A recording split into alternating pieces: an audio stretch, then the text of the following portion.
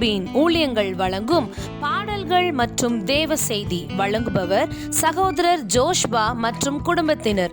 உங்கள் மனச்சோர்வுகள் நீங்கி கர்த்தருக்குள் பலப்பட இந்நிகழ்ச்சியில் பங்கு பெற்று தேவ ஆசீர்வாதம் பெறுங்கள். Praise the Lord. ஆண்டவருடைய நாமம் மகிமைப்படுவதாக. மீண்டும் இந்த வாரத்திலே உங்கள் மத்தியிலே வந்து நிற்பதற்கும், உங்களோடு ஆண்டவருடைய வார்த்தைகளை சொல்வதற்கும், பாடல் பாடுவதற்கும் கர்த்தர் செய்த நன்மைக்காக நான் நன்றி செலுத்துகிறேன். நிச்சயமா சந்தோஷமா இருப்பீங்கன்னு கர்த்தருக்குள் விசுவாசிக்கிறேன். ஹல்லேலூயா. இந்த நாளிலும் என்னுடைய மகள் லிடியாவும் அவருடைய கணவன் மிஸ்டர் மனோஜ் அவர்களும் சேர்ந்து உங்கள் மத்தியில் ஒரு பாடலை பாடுவாங்க. அது மாத்திரம் அல்லாமல் ஆண்டவருடைய செய்தியும் கொடுக்க போறாங்க. நீங்க பொறுமையா இருந்து கேளுங்க. நிச்சயமா உங்களுக்கு பிரயோஜனம் இருக்கும். அநேகர்களுக்கு நீங்க ஷேர் பண்ணுங்க. அவர்களும் ஆண்டவருடைய காரியங்களிலே ஆத்துமாவிலே பலப்படட்டும். கர்த்தர் நல்லவர். இப்பொழுது நல்ல ஒரு பாடலை கேட்போமா? God bless you. Praise Lord. சந்தோஷமா இருக்கீங்களா? பாக்குற ஒருத்தரும் நான் ரொம்ப சந்தோஷமா இருக்கேன். வாக்குத்தத்தம் கொடுத்த தேவன் அதை நிறைவேற்ற வல்லவரா இருக்காருன்னு சொல்லி நான் சந்தோஷமா இருக்கேன். நிறைய கிடைச்ச வாக்குத்தத்தம் எதுவும் நிறைவேறல, நடக்கல அப்படின்ட்டு கவலையில இருக்கீங்களா? ஒன்னும் பிரச்சனை இல்ல. இந்த பாடலை கேளுங்க, இந்த மெசேஜை கேளுங்க, விசுவாசத்தோட பாடுங்க. உங்க வாழ்க்கையில கண்டிப்பா அது நிறைவேறும். ஆமீன்.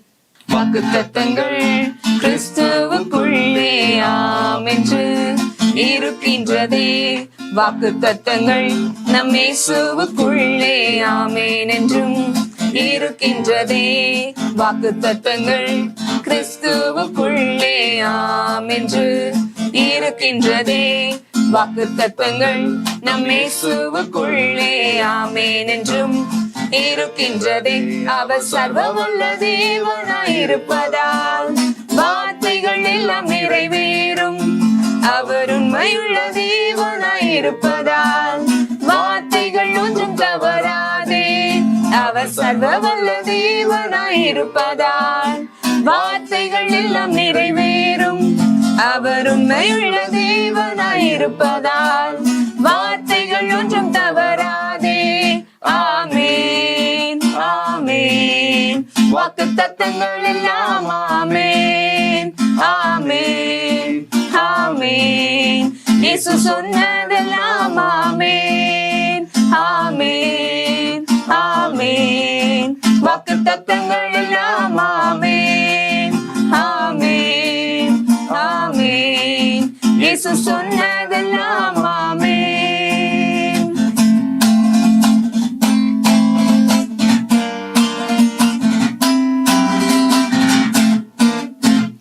செத்து போனதாம் சாராளின் கர்ப்பத்தை உயிர்ப்பித்ததே. அவர் சொன்ன வார்த்தையே செத்து போனதாம் சாராளின் கர்ப்பத்தை உயிர்ப்பித்ததே. அவர் சொன்ன வார்த்தையை குறித்திட்ட காலத்திலே அவர் வார்த்தை நிறைவேறிற்றே. குறித்திட்ட காலத்திலே நம் வாழ்விலும் நிறைவேறுமே. ஆமென், ஆமென். வாக்குத்தத்தங்கள் எல்லாம் ஆமென், ஆமென், ஆமென். இயேசு சொன்னதெல்லாம் ஆமென்.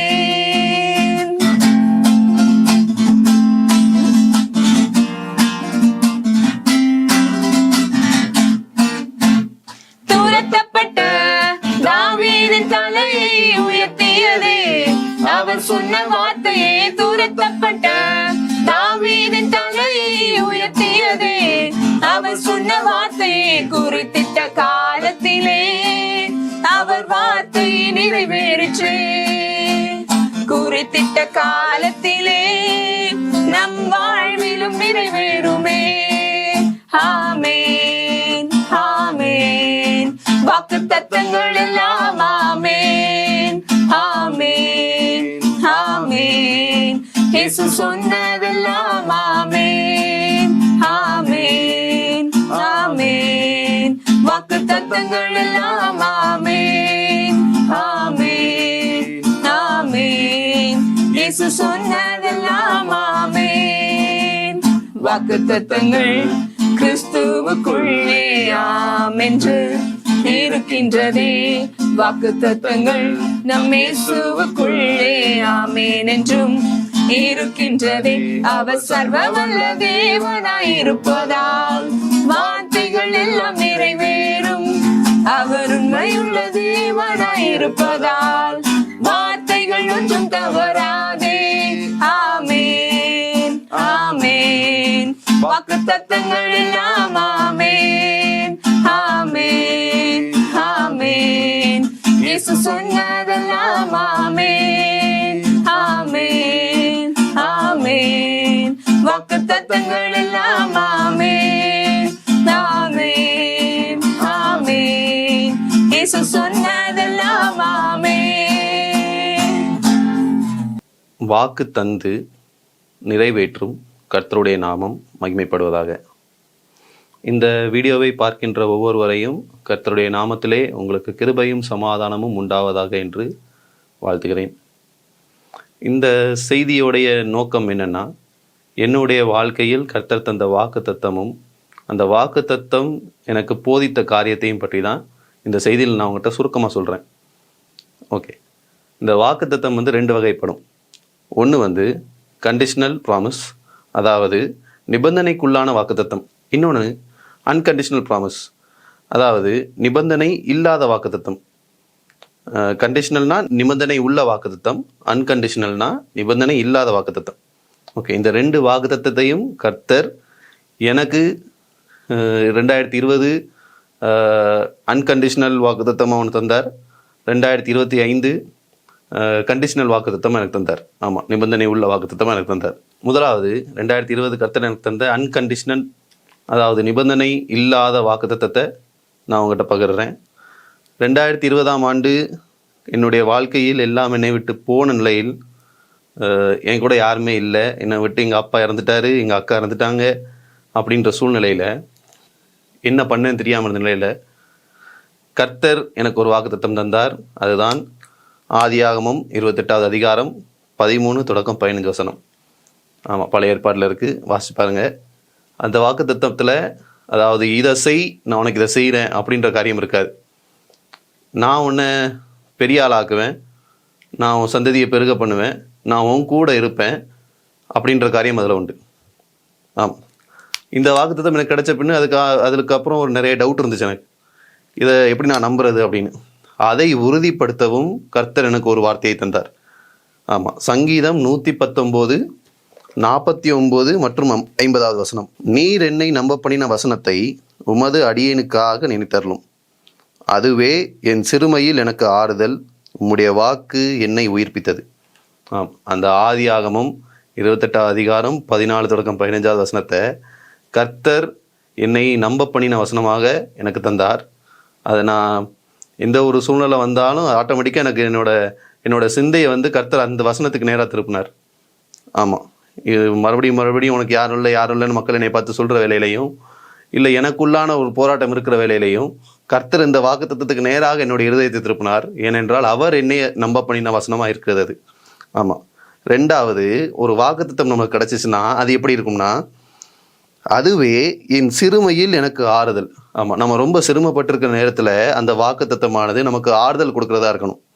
ஆமாம், அது மட்டும் இல்லாமல் உம்முடைய வாக்கு என்னை உயிர்ப்பித்ததுன்னு அந்த சங்கீதத்தில் போட்டிருக்கு.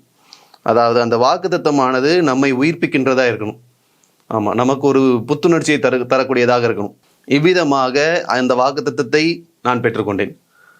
ஓகே, இப்போது இந்த வாக்குத்தத்தம் நிறைவேற எனக்கு 4 வருஷம் ஆயிற்று.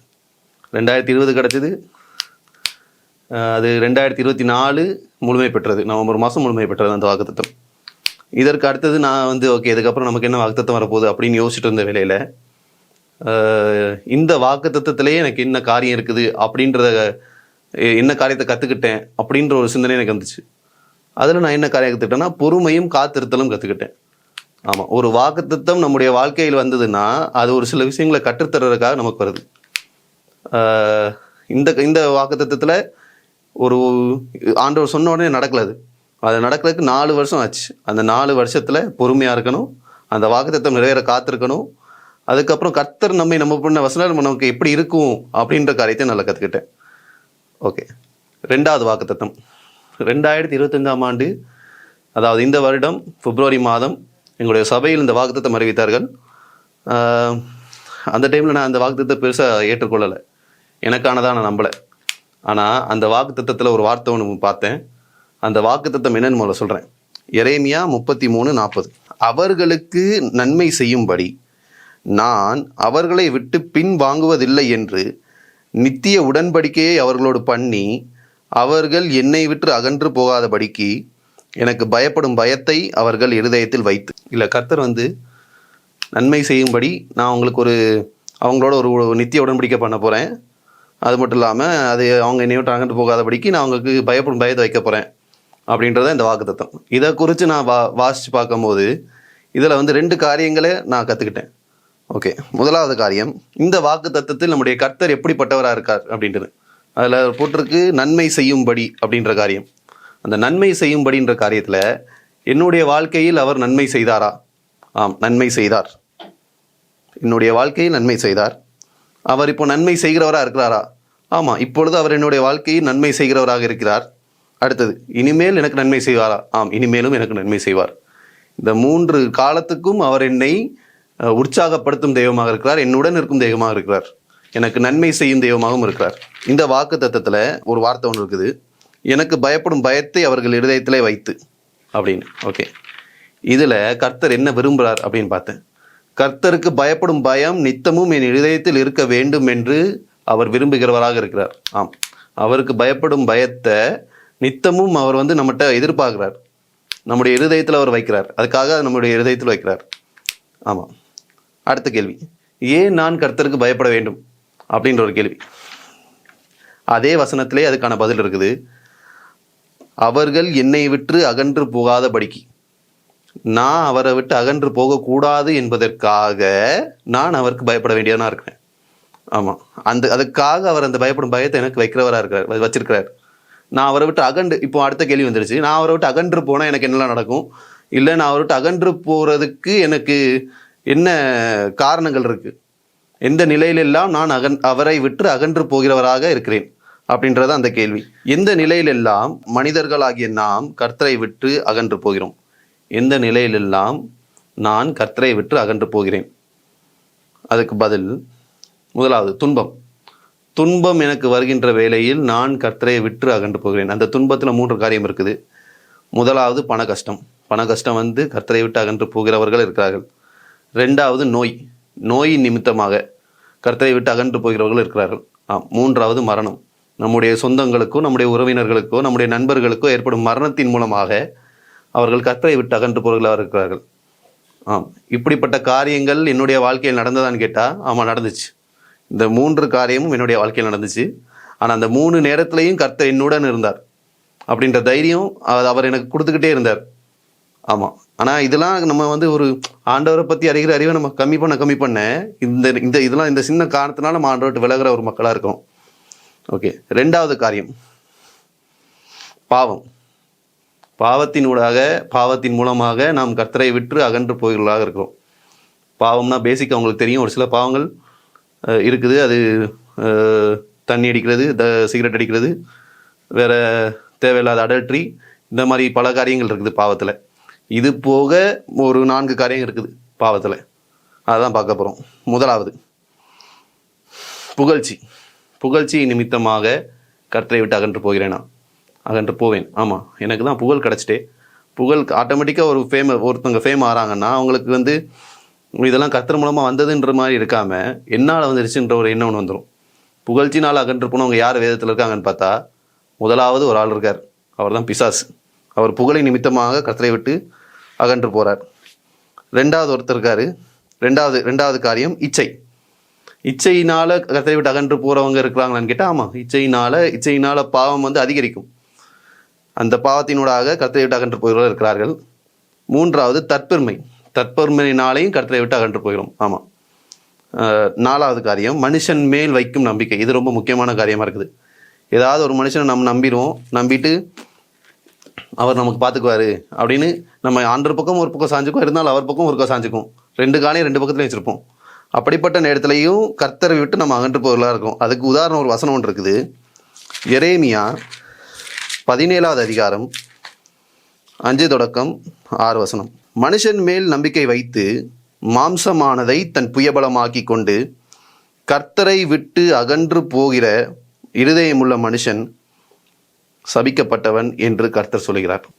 இன்னொரு வாசிக்கிறேன். மனுஷன் மேல் நம்பிக்கை வைத்து மாம்சமானதை தன் புயபலமாக்கி கொண்டு கர்த்தரை விட்டு விலகுகிற இருதயமுள்ள மனுஷன் சபிக்கப்பட்டவன் என்று கர்த்தர் சொல்கிறார். ஆமாம், மனுஷன் மேல் நம்ம நம்பிக்கை வச்சு அவன் ஒரு ஒரு சாதாரண மாம்சம் தான், அவங்களும் ஒரு மாம்சம், நம்மள மாதிரி ஒரு மாம்சம் தான் அவங்களும். அதை நம்ம வந்து நம்மளோட பலமாக எண்ணிக்கிறோம், நம்மளுடைய புயபலமாக்கி கொண்டு இதன் நிமித்தமாக நம்ம கர்த்தரை விட்டு விலகிறோம் அப்படின்னா நம்மளை வந்து ஆண்டவர் சொல்கிறாரு, நீங்கள் வந்து சபிக்கப்பட்டவன் அப்படின்றார். அப்போ மனுஷன் மேல் வைக்கிற நம்பிக்கையும் நம்ம வந்து கர்த்தரை விட்டு அகன்று போக பண்ணுகிற காரியமாக இருக்குது அப்படின்றது. அடுத்தது மூணாவது காரியம் வந்து ரொம்ப முக்கியமான காரியம். இதனால் மனுஷன் வந்து ஆண்டரை விட்டு அகன்று போனான்னு கேட்டால், ஆமாம், இதனால் ஆண்டரை விட்டு மனுஷன் அகன்று போவான். அதுதான் ஆசீர்வாதம். நம்ம எல்லாருக்கும் ரொம்ப பிடிச்ச வார்த்தை அது. இந்த ஆசீர்வாதத்தின் நிமித்தம் கர்த்தரை விட்டு நாம் அகன்று போகிறவர்களாக இருக்கிறோம். இதற்கு உதாரணம் ஒரு காரியம் ஒன்று உண்டு. அதாவது நம்ம இல்லாத நேரத்தில் ஒரு ஒன்றுமே இல்லாத நேரத்தில் ஆண்டவனுக்கு வேணும்னு கேட்டு ஆண்டவரோட உடனே இருந்து அவருக்கான எல்லா ஊழியத்தையும் செஞ்சு நம்ம ஆண்டவர்கிட்ட பெற்றிருக்கோம். காரியத்தை பெற்றதுக்கு அப்புறம், எல்லாம் கிடைச்சதுக்கு அப்புறம் நம்மளுடைய சிந்தை வந்து கிடைச்சதுக்கு மேலே போயிருது, அது தந்த ஆண்டரை விட்டு விலகிடுது. இந்த காரியத்துக்கு ஒரு உதாரணமாக ஒரு வசனம் ஒன்று இருக்குது. எரேமியா 18வது அதிகாரம் 9-10. கட்டுவேன் நாட்டுவேன் என்றும் ஒரு ஜாதியையும் ஒரு ராஜ்யத்தையும் குறித்து நான் சொல்கிறதும் உண்டு. அவர்கள் என் சத்தத்தை கேளாமல் என் பார்வைக்கு பொல்லாப்பானதை செய்வார்களானால் நானும் அவர்களுக்கு அருள் செய்வேன் என்று சொன்ன நன்மை செய்யாதபடிக்கு மனம் மாறுவேன். ஆமாம், இங்கே கர்த்தர் ஒரு ராஜ்யத்தை குறித்து அதை ஆசீர்வதிப்பேன்னு சொல்கிறாரு. ஆனால் அந்த ஜனங்கள் என்ன பண்ணுறாங்க? அவருடைய சத்தத்தை கேட்காம கர்த்தருடைய பார்வைக்கே பொல்லாப்பான காரியத்தை செய்கிறாங்க. ஆமாம், செய்ததுனால கர்த்தர் சொல்கிறாரு, நான் உங்களுக்கு செய்வேன்னு சொன்ன காரியத்தை செய்ய மாட்டேன், நான் மனம் மாறுகிறவராக இருக்கிறேன் அந்த இடத்துல உங்களுக்கு அப்படின்றார். ஒரு ஆசீர்வாதத்தின் நிமித்தம் நாம் வந்து எப்படி மனம் மாறுறோம், நம்மளுடைய மனசு எப்படி ஆண்டவர் விட்டு மாறுது அப்படின்ற காரியம் இந்த வசனம் நம்மளுக்கு போதிக்கிறதா இருக்குது. ஓகே, இந்த 4 நிலையிலும் மனிதர்களாகிய நாம் கர்த்தரை விட்டு அகன்று போகிறவர்களாக இருக்கிறோம். ஓகே, இதுக்கும் பயப்படும் பயத்துக்கு என்ன சம்பந்தம்? ஏன் பயப்படும் பயத்தை ஆண்டவர் நமக்கு வைக்கணும்? முதலாவது, பயப்படும் பயம் நமக்கு கற்றுத்தரும் காரியங்கள் என்ன? முதலாவது, யாருக்கு பயப்பட வேண்டும்? ஓகே, நான் கர்த்தருக்கு பயப்படணும்னா அவருடைய தன்மை எனக்கு தெரியணும். தெரிஞ்சாதான் என்னால் பயப்பட முடியும். சும்மா போய் இவரை பார்த்து பயப்படு அப்படின்னா பயப்பட முடியாது. அவருடைய பவர் தெரிஞ்சால் மட்டும்தான் நம்மளால் அவருக்கு ஒரு பயம் ஒன்று நம்ம அவர் மேலே இருக்கும். அதுக்கு அவருக்கு அந்த வசனம் வந்து ஒரு வசனம் விவிதமாக சொல்கிறது. எரேமியா 32:17-19. கர்த்தராகிய ஆண்டவரே, இதோ தேவரீர் உம்முடைய மகா பலத்தினாலும் நீட்டப்பட்ட உம்முடைய புய பலத்தினாலும் வானத்தையும் பூமியையும் உண்டாக்கினீர். உம்மாலே செய்யக்கூடாத அதிசயமான காரியம் ஒன்றும் இல்லை. 1000 தலைமுறைகளுக்கும் கிருபை செய்கிறவரும் பிதாக்களுடைய அக்கிரமத்தை அவர்களுடைய பின்னடியார் பிள்ளைகளின் மடியிலே சரிகட்டுகிறவருமாகிய சேனைகளின் கர்த்தர் என்னும் நாமம் உள்ள மகத்துவமும் வல்லமையும் உள்ள தேவனே, யோசனையிலே பெரியவரும் செயல்களிலே வல்லவருமாயிருக்கிறீர். அவனவனுக்கு அவனுடைய வலிக்கு தக்கதாகவும் அவனவனுடைய கிரியைகளின் பலனுக்கு தக்கதாகவும் அளிக்கும்படி உம்முடைய கண்கள் மனுப்புத்திரருடைய எல்லா வழிகளின் மேலும் நோக்கமாயிருக்கின்றன. இந்த வசனம் இவ்விதமாக சொல்லுகிறது, அவருடைய தன்மை எப்படிப்பட்டதாக இருக்கிறது, அவருடைய செயல்பாடு எப்படிப்பட்டதாக இருக்குதுன்னு. முதலாவது, இந்த வசனம் அவர் உலகத்தையும் வானத்தையும் படைத்த ஒரு தெய்வமாக இருக்கிறார், அவர் உருவாக்குகிறவராக இருக்கிறார். 2வது, நாம பண்ற தப்புக்கு நம்மளுடைய பின்னடியார் பிள்ளைகள் வர அவர் அந்த தப்புக்கான தண்டனையை சரிகட்டுகிற தெய்வமாக இருக்கிறார். அவருடைய பவர் வந்து ரொம்ப ரொம்ப அவர் தான் ஆல்மைட்டி, சர்வ வல்லமை உள்ள தேவன் அவர். ஆமாம், எல்லாம் செய்யும் வல்லமை உள்ளவர். இப்படிப்பட்டவருக்கு நாம் பயப்பட வேண்டும். இப்போ 2வது காரியம், எப்படி நான் பயப்படுறது? முதலாவது காரியம் பார்த்தோம், யாருக்கு பயப்படணும்? அவர் சர்வ வல்லமை உள்ள தேவன். 2வது காரியம், எப்படி பயப்படணும்? 1 யோவான் 4வது அதிகாரம் 18-19 வசனம். அன்பிலே பயமில்லை, பூரண அன்பு பயத்தை புறம்பே தள்ளும். பயமானது வேதனை உள்ளது, பயப்படுகிறவன் அன்பில் பூரணப்பட்டவன் அல்ல. அன்பிலே பயம் இல்லை. நாம வந்து பயப்பட்டோம் அப்படின்னா அவர் மேல அன்பு செலுத்த முடியாது. ஒரு பயமானது இதில் போட்டிருக்கு, அன்பிலே பயமில்லைன்னு போட்டிருக்கு. அப்போ நம்ம வந்து யோசிக்க வேண்டிய காரியம், நான் அவர் மேலே பயந்தேன்னா அவரால் அன்பு செலுத்த முடியுமா? முடியாது.